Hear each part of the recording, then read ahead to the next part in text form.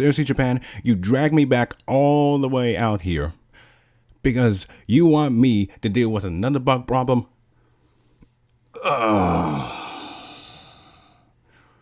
Alright, where's the phone? I need to call the Exterminator.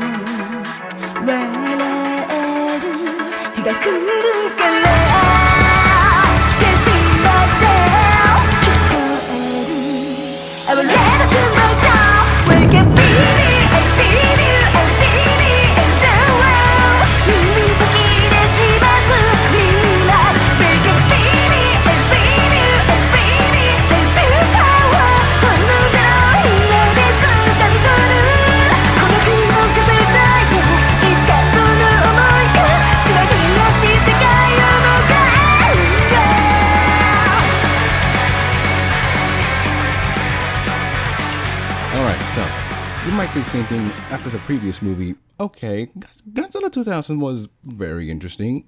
I can't wait to see where things go from here. Unfortunately, that would not be the case. Toho decided to do an anthology series for the new Millennium films. The reason for this is to see which movie will be more successful and make that into a franchise.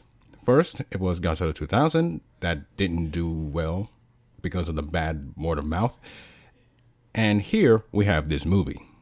Producer Shogo Tomiyama hired newbie director Masaki Tezuka. The special effects director is still the same guy, Kenji Suzuki, and the new composer, Michiru Oshima.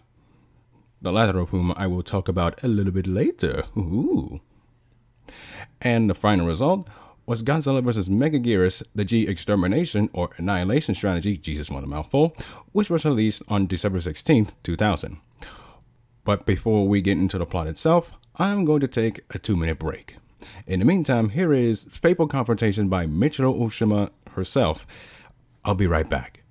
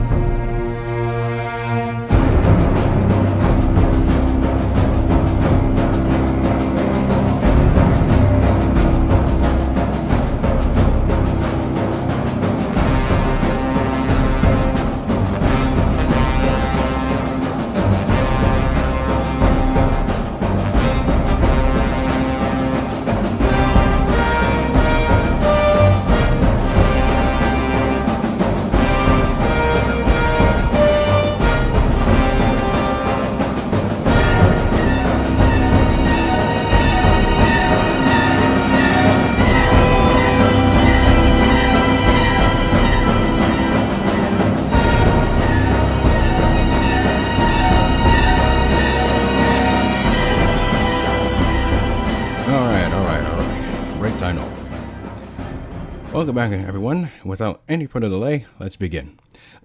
Alright, the story goes as follows. The prologue acknowledges the events of 1954. Okay, another reboot.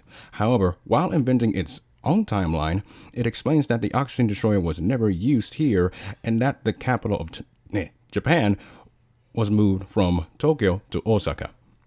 Wait, what? Hold on a second. That does not make any sense at all. In 1996, Godzilla attacks the first Japanese nuclear power plant in Tokai. That's somewhere between, what do you say this word? Ibaraki Prefecture. Ibaraki? Yeah, that's how you pronounce it. Anyway, after this, the G-Graspers, a section of Japan's self-defense force, is dedicated to combat Godzilla.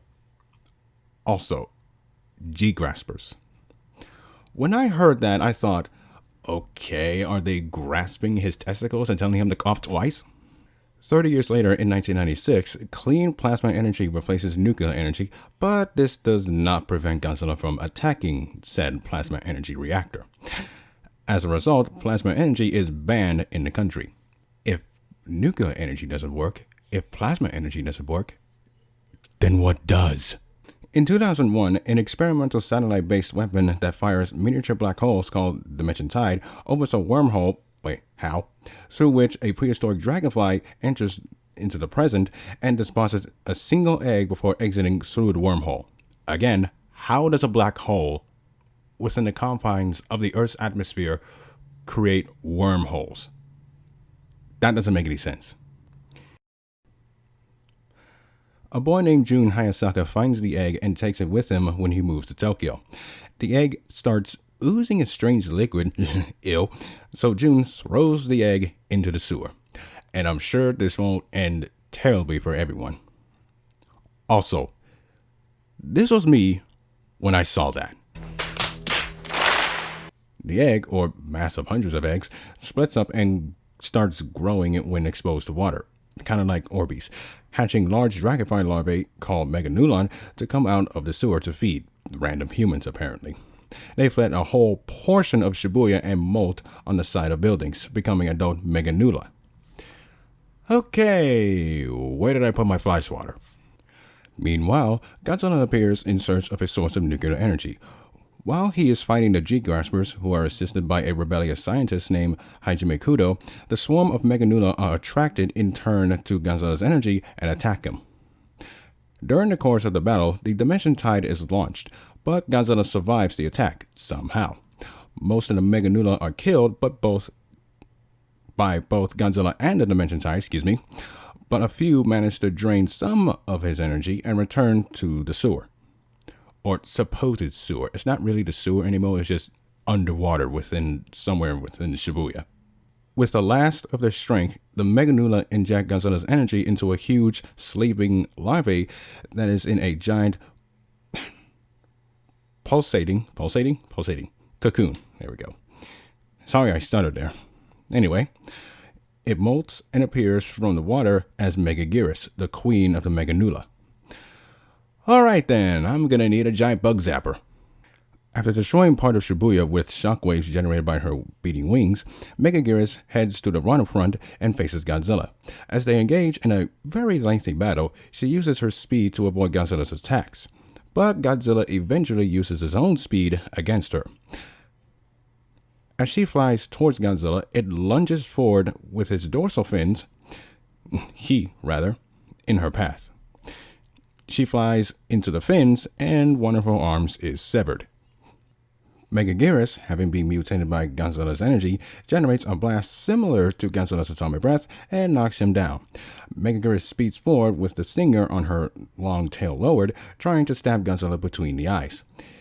However, in the climactic moment, Godzilla manages to catch the stinger in his mouth and crushes it with his jaw. Godzilla finally blasts Megaguirus with his atomic breath, causing her to fall, burst into flames, and then die.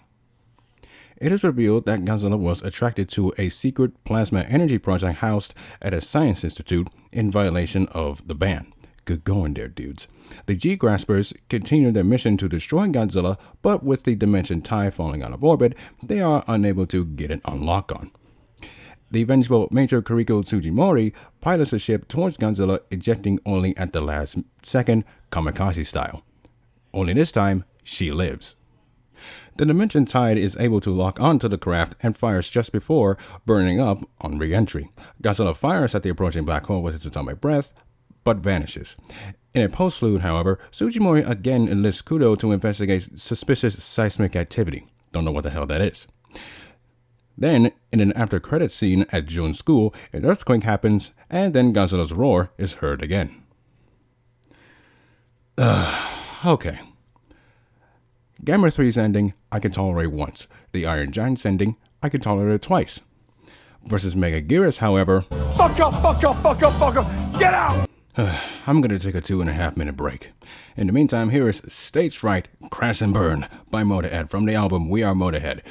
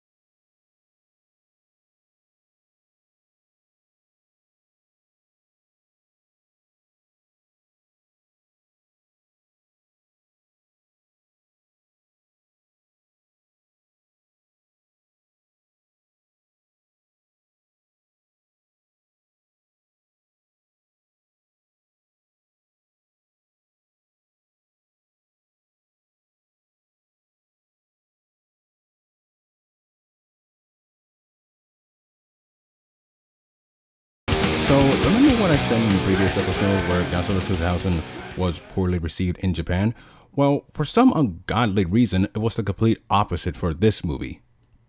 And when I heard about that, I was like, what? How? What did they see that I didn't? Now, usually this will be the part where I read the critics' reviews about each movie and all that, before I get into my own First Amendment opinions. But for this episode, it is going to be the exception. First off, what happened? You got here the ideas of a really interesting Godzilla movie, and you managed to do it with poor execution. The story is completely bare bones at best and boring for the most part. I haven't felt that way since Varan, and that is saying something. There are 3 main plot holes. Plot hole number 1. Why was the capital moved to Osaka? Number 2. I'll give you this. Retconning the ending of the original and having this Godzilla as the Godzilla that lived throughout the years is a very interesting one. The problem is, they did nothing with that plot point. Number 3. I'm pretty sure black holes would just suck up everything. Not just anything, everything. No matter where it is. The human characters are completely unlikable. Well, except for one. Poorly handled and poorly written. It's almost as if Tezuka was testing the waters to see what he can and cannot do. Look, I get that. There is a time and place for that, but not for this movie, and not for Godzilla himself. If I could pick out any highlight from the human characters, none of them actually sticks out to me. Okay, that's not true. The one highlight is when Kuriko managed to ride on Godzilla's back for a short period of time. That is well executed. Speaking of the monsters, let me talk about Megaguirus here right off the bat. Megaguirus was a complete afterthought after that fight. And while we're on the subject of that fight itself, while fun in some aspects of it, it goes on way too long and it is dragged out. Also, the part where Godzilla body slams Megaguirus, while funny in its own right, it completely shakes my goddamn head whenever I hear someone call it a body slam. First off, that was not a body slam. This is an actual definition of a body slam. The greatest professional athlete in the world today. Look at this. He slammed it. And what Godzilla just did was a botched standing crossbody. Why do I say these things? Because I've watched wrestling since 2011. Why the hell am I old? Anyway, moving on to the effects. Jesus. People, there is a reason why no kaiju battles would ever take place during the broad daylight. It's like seeing The Undertaker walk out of WrestleMania in broad daylight, and that happened twice. In other words, it looks like an episode of Ultraman with a higher budget. Now, the one thing that isn't poorly done is Michiru Oshima's music. Holy Christ, is it ever good. Personal highlights, her new Godzilla theme. It's catchy, haunting, and bombastic all into one. So, overall, Godzilla vs. Megaguirus is another disappointment, earning the final grade of 57 stingers to the dick out of 100. Skip to the good parts. Alright, that'll about do it for this episode. For more thoughts and First Amendment opinions on kaiju movies, anime, and video games, stay tuned on the Brumakian podcast and subscribe to Brumakian Productions for more juicy content. This has been Demetrius signing off, and hail to the king.